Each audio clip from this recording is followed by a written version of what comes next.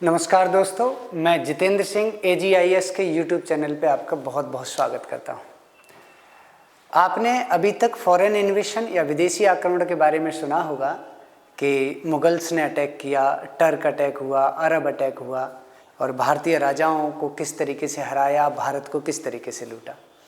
मैं आपको एक बहुत ही महत्वपूर्ण तथ्य बताने वाला हूँ कि ये सब चीज़ें जो लॉर्ड मैकाले ने एजुकेशन पॉलिसी बनाई थी, उस पॉलिसी के अकॉर्डिंग सिर्फ मिडिएवल और मॉडर्न को ही सिलेबस में ज़्यादा रखा ताकि आघात पहुंचा सकें वो हमारी भारतीय संस्कृति और विचारधारा को।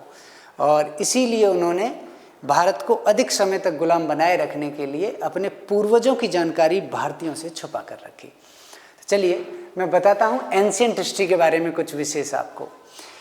पहली बात तो यह है कि एंशिएंट हिस्ट्री में जितने भी रूलर्स ने इंडिया पर अटैक किया वो सभी इंडिया से हार कर गए। किसी ने भी इंडिया को पूरी तरीके से कैप्चर नहीं कर पाया या फिर उतनी उपलब्धि हासिल नहीं कर पाई जितनी मिडिएवल या मॉडर्न में हुई। तो इंडिया पे फर्स्ट अटैक डेरियस फर्स्ट ने किया था बच्चों। किसने किया था? डेरियस फर्स्ट ने। ये बात हिस्ट्री की है। देखो जैसा कि लिखा है कि एंशिएंट फॉरेन इन्वेशन इन हिस्ट्री, इतिहास में भारत पर पहला आक्रमण। बहुत कम बच्चों को ये बात पता होती है कि भारत पे पहला अटैक किसने किया। तो भारत पे पहला अटैक किया था डेरियस फर्स्ट ने और ये ईरान का था। कहाँ का था बच्चों? ईरान का। जैसे भारत के वेस्ट में पाकिस्तान, ये अफगानिस्तान, ये ईरान। और ईरान को उस समय पर्शिया कहते थे। क्या कहते थे? पर्शिया। तो पर्शिया का राजा था डेरियस फर्स्ट। इसने भारत पर पहला अटैक किया था। पर्शिया में ही बेहिस्तून नाम का एक इंस्क्रिप्शन है। इस इंस्क्रिप्शन से हमें जानकारी मिलती है इस इन्वेशन के बारे में कि भाई किस तरीके से इसने अटैक किया। भारतीय राजाओं की इतनी बड़ी ताकत और शक्ति को देखकर इसने भारतीय क्षेत्र में एंट्री नहीं की।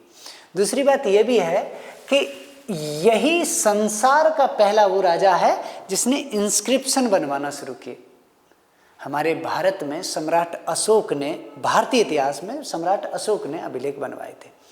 तो वो इंस्क्रिप्शन या वो अभिलेख किससे सीखा था, किससे प्रेरणा मिली थी या कैसे उसने सीखा कि भाई मुझे इंस्क्रिप्शन बनवाना चाहिए।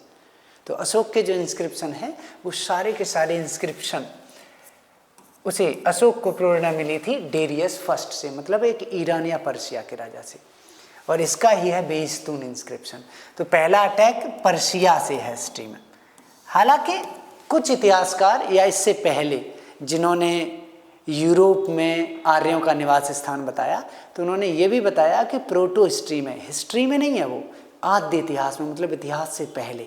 और आर्यों ने भारत पर अटैक किया था मध्य एशिया से। थोड़ी ज़्यादा मानी जाती है ये बात, लेकिन वो आद्य इतिहास है, वो हिस्ट्री नहीं है। आज हम सिर्फ हिस्ट्री के इन्वेशंस की बात कर रहे हैं। दूसरा अटैक अलेक्जेंडर ने किया था। किसने किया था? अलेक्जेंडर ने। तो आप देखिए, अलेक्जेंडर ने जब भारत पे अटैक किया तो अलेक्जेंडर आया और बेबीलोन से, और जब वो यहाँ आया तो उसने पंजाब के राजा पोरस एक बहुत छोटा सा राजा था, मैं आपको बता देता हूँ, और उससे लड़कर ही उसे ये पता चल गया कि भारतीय राजा कितने शूरवीर हैं या क्या स्थान रखते हैं समाज में या कितनी ताकत है उनमें। तो उस समय जो भारतीय क्षेत्र में मगध साम्राज्य था सबसे बड़ा, और मगध का राजा था उस समय घनानंद। तो घनानंद की सैनिक शक्ति देखकर विश्व विजेता अलेक्जेंडर वापस लौट गया था, ये समझ लीजिए। ठीक है, तो डेरियस फर्स्ट भी सफल नहीं हो पाया पूरी तरीके से, अलेक्जेंडर भी वापस लौट गया। अलेक्जेंडर के बाद फिर तो नंद वंश के बाद भारत पे मौर्य वंश आ गया था, और मौर्य वंश में तो किसी की ताकत ही नहीं थी कि भारत की तरफ देख भी पाता। हाँ, मौर्य वंश का जब पतन हुआ उस समय भारत पर 4 अटैक हुए लगातार। तो इसके बाद डेरियस के बाद अलेक्जेंडर के बाद इंडो ग्रीक। कौन थे बेटा? इंडो ग्रीक के बाद शक के बाद पहलवाज,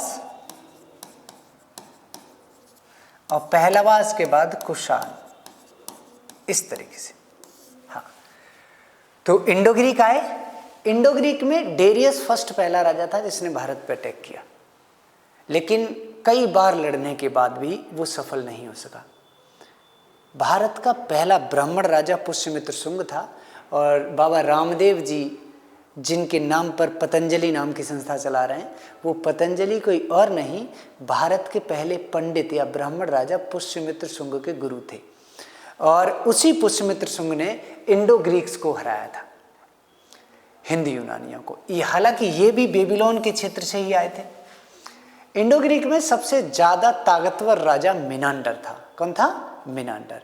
और मिनांडर ने ही भारत में सबसे पहले सोने के सिक्के चलवाए थे, ऐसा इतिहासकार मानते हैं। ठीक है, तो मिनांडर के सिक्के मतलब इंडो ग्रीक ने ही भारत में गोल्ड कॉइन्स चलवाए। भारत में पहली बार गोल्ड कॉइन्स किसने चलवाए? इंडो ग्रीक ने। ठीक है, लेकिन ये जीत नहीं पाए थे और इसके जो सिक्के हैं वो भारत के बॉर्डर पे मिले हैं, मतलब सीमावर्ती क्षेत्रों में। दूसरी बात, यवनिका एक सिस्टम आया इनके टाइम पर। यवनिका मतलब पर्दा प्रथा। ठीक है, ये घूंघट वाली पर्दा नहीं है, ये पर्दा है नाटकों वाली, जो कपिल शर्मा शो में पर्दा उठता है, पर्दा गिरता है, या कोई रामायण वगैरह होता है, तो वो पर्दा भी इंडो ग्रीक ही लेकर आए। इसके बाद शक आए। ठीक है, शक भारत में आए। उस समय भारत में कोई भी बहुत बड़ी ताकत नहीं थी, तो किसी ने इनका विरोध नहीं किया। भारत में आए, ये बसे, लेकिन भारत की संपन्नता को देखकर भारत को इन्होंने अपना देश बनाया। शकों में रुद्र दामन नाम का एक राजा था जिसका जूनागढ़ अभिलेख बहुत फेमस है, मैं आपको बता देता हूँ। इसके बाद पहलवास। पहलवास में गोंडो फर्निज था, सिर्फ तक्षशिला तक ही सीमित रहा। और तक्षशिला में पहली बार कोई ईसाई धर्म प्रचारक भारत की तरफ बढ़ा, और जब वो भारत में आया और उसने ईसाई धर्म का प्रचार करने का प्रयास किया तो उसे तक्षशिला से सीधा भेज दिया साउथ इंडिया, और उस पहले ईसाई धर्म प्रचारक को साउथ इंडिया में किसी ने मार दिया। पहलवा के बाद कुषाण। कुषाण भारत में आए तो कुषाणों को भी किसी ने नहीं रोका, और ये तो पूरी तरीके से भारतीय बनकर ही रहे।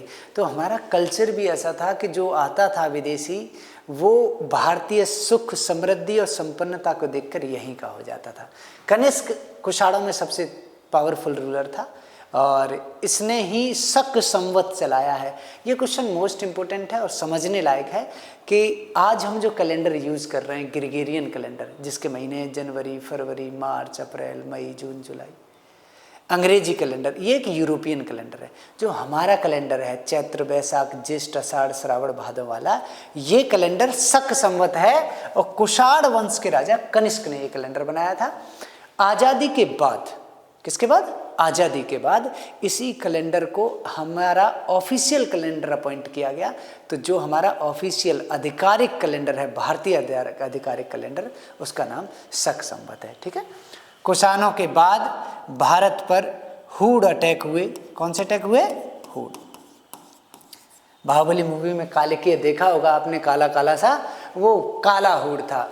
ऐसे ही सफ़ेद हुडों ने भारत पर अटैक किया। उस समय गुप्त वंश का राजा स्कंदगुप्त था, और हुडों जो बहुत ही ज़्यादा बर्बर अत्याचारी थे, खतरनाक थे, और उन्हें भी स्कंदगुप्त ने मारकर यहाँ से भगा दिया था, लौटा दिया था, और भारत को कैप्चर नहीं करने दिया था। ठीक है, तो देखिए इतने सारे रूलर्स हैं, इनमें जो अच्छी नियति से आए हैं वो तो भारत के ही होकर रह गए, और जिनकी नियति साफ नहीं थी, भारतीय राजाओं ने उन्हें टिकने नहीं दिया। ठीक है, तो इसी तरीके से ये एंशिएंट अटैक हैं, हुड अटैक तक, और ये मुख्य अटैक हैं।